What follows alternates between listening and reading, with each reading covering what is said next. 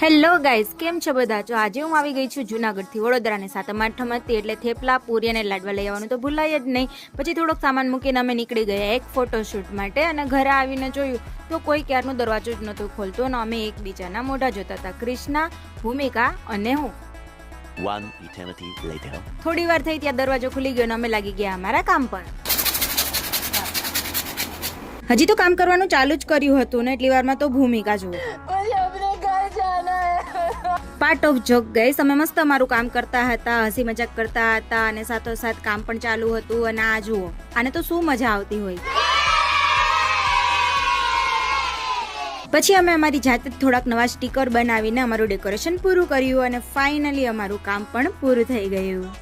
Well done, તાલિયાं હોની ચાહીએ યાર હમારે લીએ.